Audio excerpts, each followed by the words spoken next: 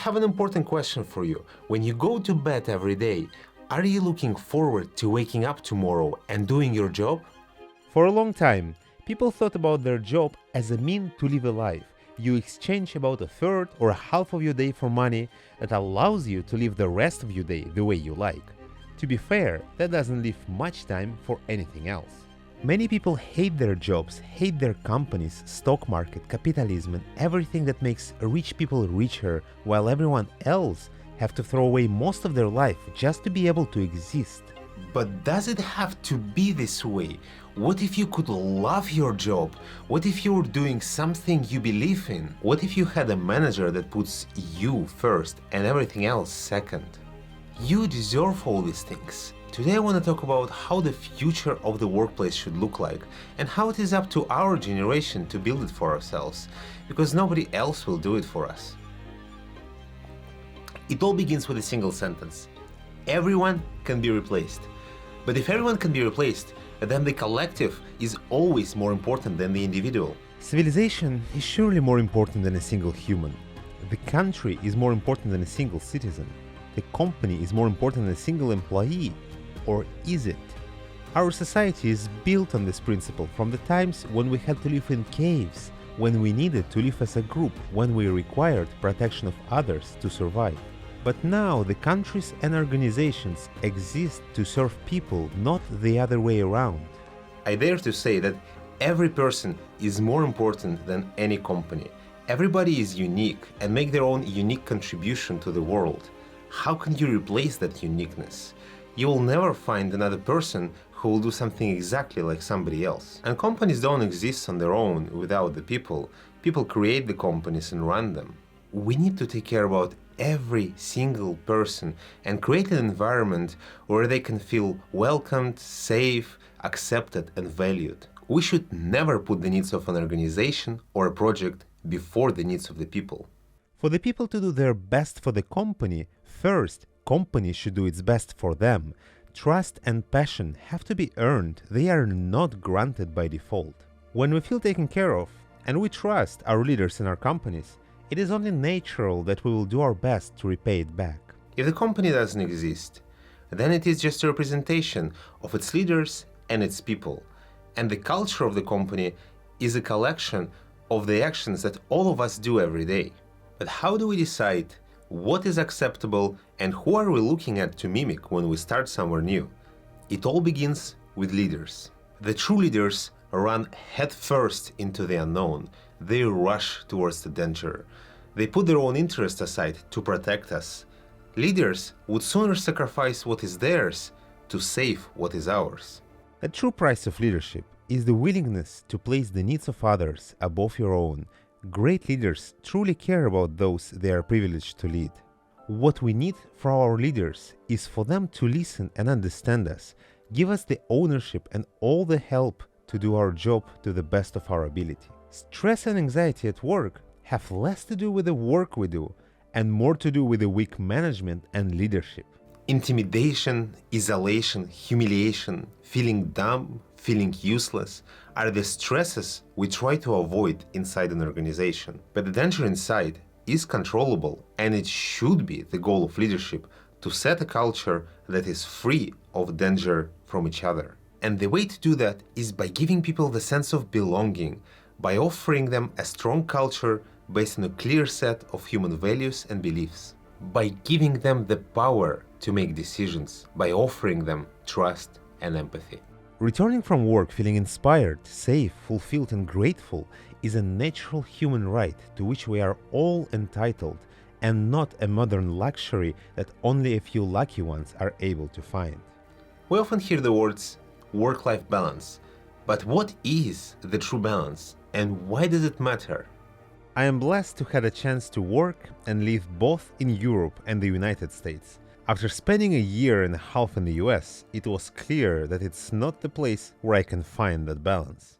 I had 10 days of vacation a year, and if I got sick, I had to take one of these days.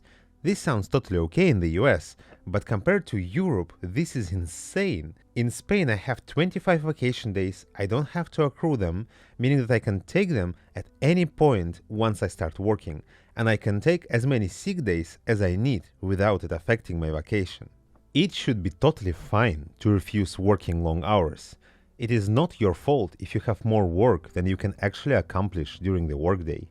It's up to the company to hire sufficient number of people to achieve desired results. Pandemic proved on many levels that people are reliable and can accomplish their work without micromanaging them.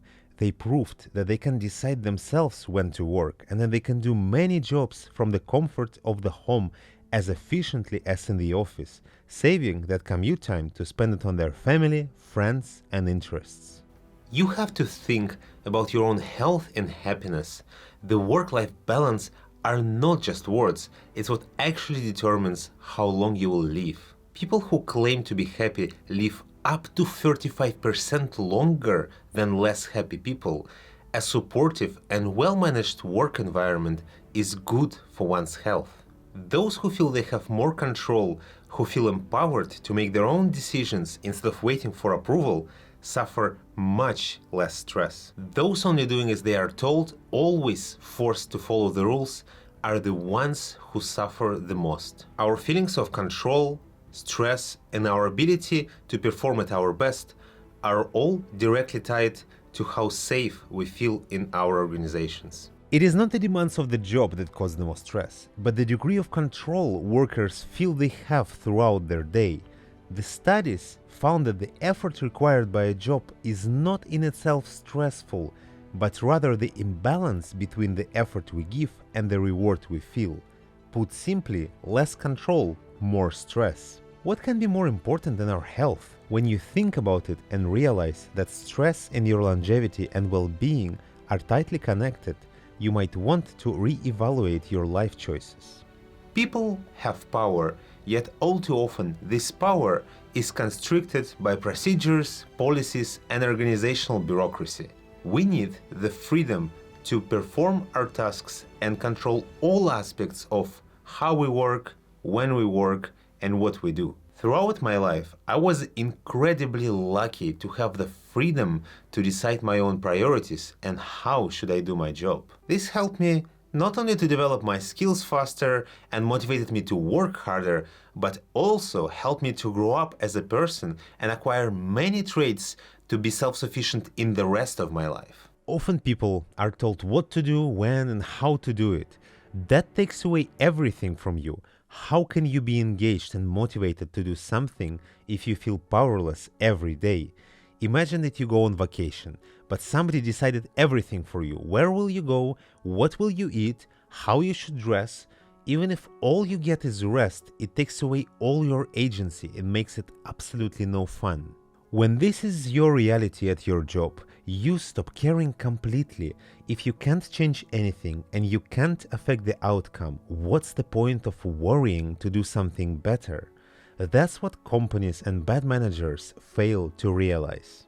When given the freedom and trust, people will feel responsible to do their best. That's what Netflix says about it. At some companies, people ignore trash on the floor, leaving it for someone else to pick up. At other companies, people will lean down to pick it up, just like they would at home. We try hard to be a company where everyone feels a sense of responsibility to make us better. Picking up the trash is a metaphor for solving problems, small and large, and never thinking that's someone else's job. Creating a sense of ownership helps this behavior come naturally. Netflix is the company that asks a lot from its employees, but also gives them full autonomy, shares all the information, allows people to manage their own travel expenses without approvals, have unlimited vacation policy, and unlimited parental leave. You might think this much freedom would lead to chaos. Instead, it has created an extremely successful business model over the last 25 years. The lesson is, you don't need policies for everything. You can be groundbreaking without them. Freedom can and does lead to chaos when we fail to couple it with a strong sense of responsibility. That is why freedom and responsibility go together. So what can we do about it? We can wait and complain, but after all, we do need money to live in this world, to have a family, to afford things that we like, and moreover, some of us do enjoy the jobs we do. There is no need to destroy the system. We need to change it. And there are many ways we can do it. Become the leaders of the future ourselves and change the environment around us. That's what I try to do every day working at my job. But we can also decide not to settle for less than what we deserve. We can choose to better ourselves and seek the workplaces that truly care about us and appreciate our contributions. When generations collide, the conflict always emerges. The economy was much more stable 50 years ago than it is right now. The year 2022, and we are entering yet another recession once again when we just recovered from COVID. The previous generations who are in control are benefiting from not changing the status quo, as many businesses thrive on a model where employees lose. It is up to us to build a better world, not only for ourselves, but for the future generations too, that are joining the workforce now and hate the way things are.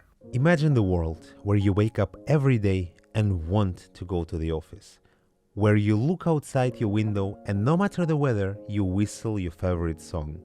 You'd love to see your manager, your colleagues, you feel warm when you are around them. You think about the challenges at work and get excited about solving them. You develop your skills and become not only a better professional, but a better person along the way. You are treated fairly, given ownership and freedom to decide what to do, when and how to do it. You are compensated the way you deserve, and when your organization wins, you win together. You enjoy your life and your time at work as much as you enjoy your weekends. But is all of it possible? Perhaps too idealistic. There always will be complications, things that annoy us, things we're unhappy about and want to change. But perhaps we can do better than we're doing right now. Think about what you can do to improve your situation and your surroundings. And let's try to build a better world together.